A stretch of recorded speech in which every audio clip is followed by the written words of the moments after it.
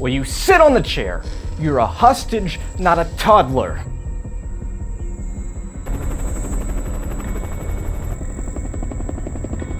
Group-wise, we'd slot him into high intellect, low income. Often angry people. Listen, there's a whole load of police here, and to be honest, I think they're worried you're gonna hurt yourself, or someone else. I just want to speak to Topher Grace. Get me Topher Grace. Ooh, I wonder who's calling. Hello? Okay, well, you got me on the line. Tell you what, why don't you let our guy Jaden there go, and you and I can chat, talk about whatever it is you want. You know, anything we have to talk about, Jaden can listen in on, alright? So that won't be necessary, Topher. I just need you to listen, okay? I'm listening. Let's just not blow up, okay? Let's just be calm. Oh, I'm straight up serene right now. I need to vent to you, Mr. Grace. Now, I'm a fan of some of your work. Flight Risk, Black Klansman, heck, even War Machine, I thought, gee, that was like Vice, but worse. But hey, if Brad Pitt didn't have a fair performance and that lovable scamp Topher Grace had a great character. It was like the guy from Almost Famous with the military instead of rock bands. But what am I leaving out? Do you know what I'm leaving out? Spider-Man 3! I took a hostage, you took a franchise, sir! They took my Spider-Man away from me and they gave me that pretty boy, Andrew Garfield. Now he can act, and he can play Spider-Man, but he could not for the life of him be Peter Parker. A skateboarder? Really?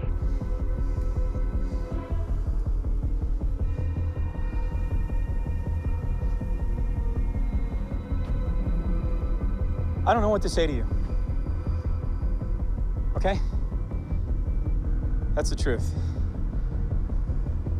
I don't know what to say. I don't know what you want me to say. I don't want you to say anything. I only wanted to let you know. Good day, sir. Peace. My network. Movies. They can make you laugh. They can make you cry. They can make you feel a wide variety of emotions. And sometimes you want to maybe share those emotions that those movies made you feel through reviews. Now, I personally don't review movies because I don't think it's helpful. I do think, however, that when many people review the same movie, over time you get a score that does somewhat reliably communicate what that movie has to offer.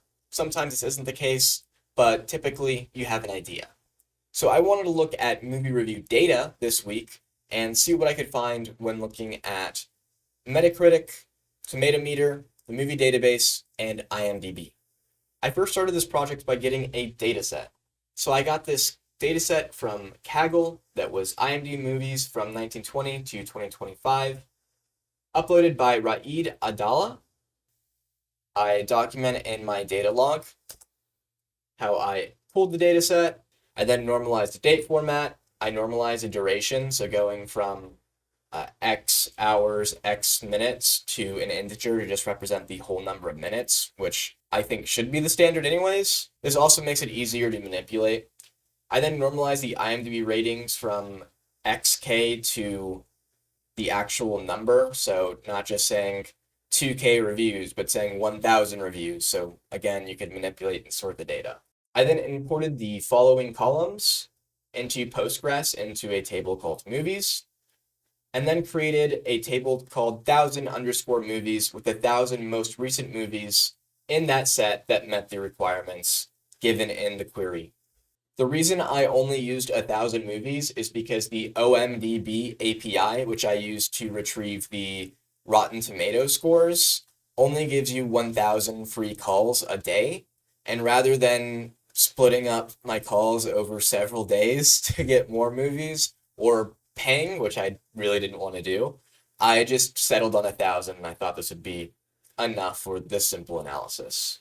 Requirements for the movies that I pulled were that the duration existed, so it was greater than 1, that the IMDb rating and Metacritic score were not null, and that the MPA rating existed. And then that the number of ratings from IMDb was over 385. This is just making sure I wasn't pulling movies that only had 14 reviews. IMDb also skews their reviews positively on low sample reviews.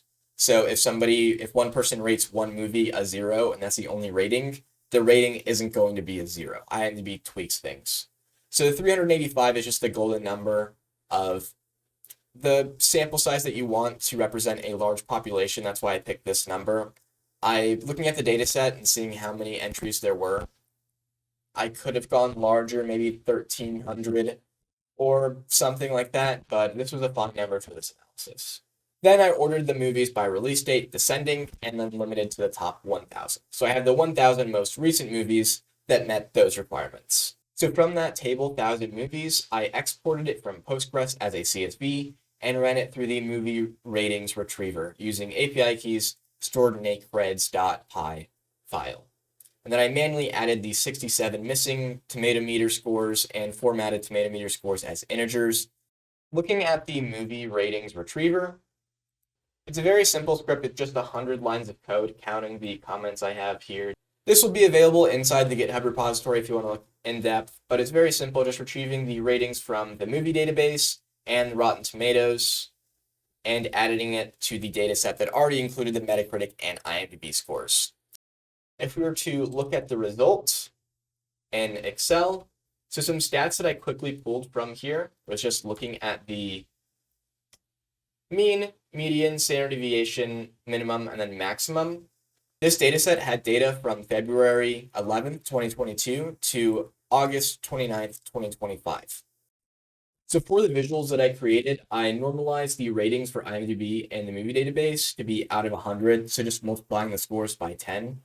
We can see that IMDb and the movie database hover around 65 for their median.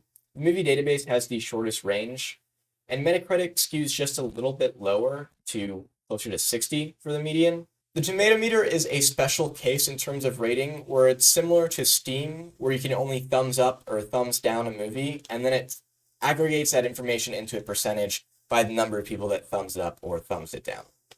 So you can see it's the only of our set to use the whole 0 to 100 range, and its median is skewed much higher at 75, so 10 points over the movie database and IMDb. Shifting our focus back to our data set, I did some t-tests to look at the significance of the ratings and if they were similar. So looking at the user ratings, I saw that the movie database has a statistically significant difference in the mean. The movie database, on average, is going to be a quarter point higher than IMDb. I thought this was interesting because I don't know anyone that uses the movie database. This made me think that the users would be like cinephiles that were kind of picky and critical of movies, but it turned out that wasn't the case.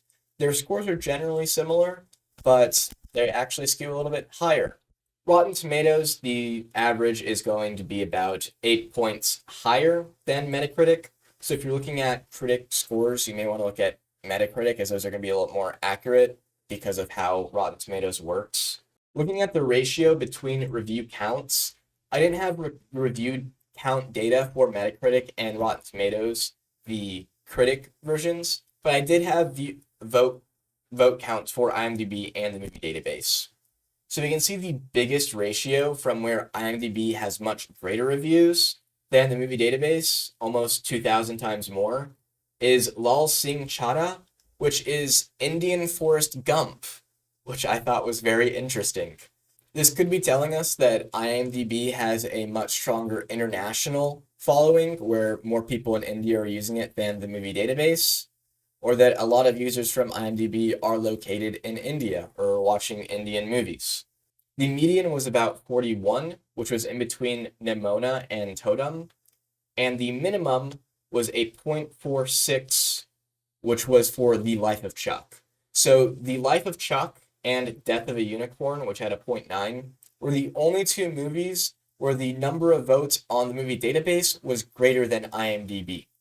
I'm not sure why this was. I know The Life of Chuck and Death of a Unicorn were less popular movies critically and at the box office. I recommend The Life of Chuck. I think it was a great movie. And then on average, IMDb got 40 times more reviews than the movie database. Going to the most loved movies, which are the movies with the highest review count and high reviews of the highest rated 100 movies and the 100 highest voted movies. We can see that a lot of these are shared between the two platforms. So generally, if people are liking something on one platform and it's very popular, it's going to be popular on another platform. R-rated movies tend to be the most widely popular movies, with PG-13 following and then PG in last, with almost half the number of R-rated movies. A reason why this trend might exist and might be significant is that movies catered toward older people are movies where older people are more likely to speak out about them. I don't think a lot of adults are going to see Elemental and then talking about on IMDb how great it was or how poor it was. So it makes sense that a lot of these are going to be rated R. Looking at the most hated movies, the 100 most lowest rated movies with the 100 highest count of votes, Morbius, Joker, Folie à Deux, and Snow White were the most hated movies. Snow White is an honorable mention with a 1.6 rating, while Morbius and Joker had just around 5. I know these movies were notorious in social media and kind of the popular media on their quality. So this could be showing that IMDb is susceptible to attacks from different movies. Snow White was not a 1.6. I would argue that Joker was worse than Snow White. Snow White really just had a bad ending, but Joker was terrible throughout the entire movie. So this is another reason where this is a case where I would disagree with the popular consensus. And then looking at overlooked movies, which are the 100 highest rated movies that are also the 100 lowest in terms of vote counts. So on both platforms, Who We Are and Hallelujah were both very highly rated with a very low number of votes. Compared to the platform, you can see a low vote count on IMDb is only 1,300, while on the movie database it's 12. So a very small sample size there. IMDb also had a greater number of movies here. The Life of Chuck pops up again. And again, I'm going to recommend this movie. I thought it was awesome. And it was probably the best Stephen King movie made in 2025, which I think there were 4. The Running Man, The Life of Chuck, The Monkey, and The Long Walk. I think The Life of Chuck got the least critical reception, but it deserved the most.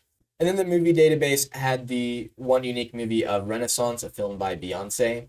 All these highlighted movies are documentaries. So it could show that documentaries are generally received very well critically, but do poorly commercially, as less people are apt to go to a documentary than a traditional drama. The Life of Chuck and the Superboys movies and this Bob Trevino Likes It are all drama movies. If you look at the trailer for Bob Trevino Likes It, I think you can tell why a lot of people didn't go to see this movie. The subject matter was very odd, and based on the trailer, I didn't want to see the movie, so I didn't, which says something because I see pretty much every movie. This analysis was in no means comprehensive, or looking at all the platforms that I would have wanted to, or looking at all the metrics that I would have wanted to. I don't take into account things like box office, or lifetime gross, or genre, which was something that I was struggling to import because movies have multiple genres, and it can be hard to tell what a movie's main genre is, because that isn't something that's necessarily tracked. Almost every movie that exists is a comedy, just because it has jokes in it. Regardless, I do think that there were some interesting findings here, seeing how things contrasted between the movie database and IMDb was the most interesting for me. The critic scores I kind of left behind because I didn't know how many people reviewed them, and critics are generally not the best judges of movies from what I've seen, and are subject to bias from the industry, which is something I kind of saw in the data and something I've witnessed personally, so I didn't go too in-depth on those. My favorite 2 findings from this search were definitely the overlooked section and seeing The Life of Chuck and feeling validated for liking that movie. And then also the review count ratio and finding out that there is an Indian Forrest Gump, which is apparently very popular. I may have to check that one out. Was an extremely technical project or particularly in-depth? No, but I think I looked at some things that people don't really track or think about when looking at movie ratings, and I feel kind of proud about. What the heck are you doing? I was just adjusting the light. In the middle of my take? Are you kidding me? Jacob, I'm sorry. No, don't just be sorry. Think for 1 second. What the heck are you doing? Are you professional or not? Yes, I am. Do I frickin' walk around and... Jacob. No, you hush. Don't hush me. I'm not trying to make you hush. Am I gonna walk around and rip down the lights in the middle of a scene? Then why the heck are you walking right through this in the background? What the heck is it with you? Why don't you understand? You got any idea about... Hey, it's distracting to have somebody walking up and changing the lights in the middle of the heckin' scene. Give me a heckin' answer. What don't you get about it? I was fixing the lights. Oh, good for you. And how are they? I hope they're good because the whole take is useless now, isn't it? Heck's sake, man, you're amateur. I absolutely apologize. I'm sorry, I didn't mean anything by it. Stay off the set, man, for heck's sake. Right, let's go again. Let's just take a minute. No, let's not take a minute. Let's go again. You're unbelievable. You're unheckin' believable. Number of times you're strolling around and messing around in the background. I've never had a DP behave like this. You don't understand what it's like working with actors. That's what it is. That's what that is, man. I'm telling you. I'm not asking. I'm telling you. You wouldn't have done that otherwise. No, what it is it's just looking at the light and making sure that you recover. I'm going to kick your butt if you don't hush for a second. All right? All right, you're a nice guy. You're a nice guy, but that doesn't cut it when you're goofing off like this. Seriously, man. You and me, we're done professionally.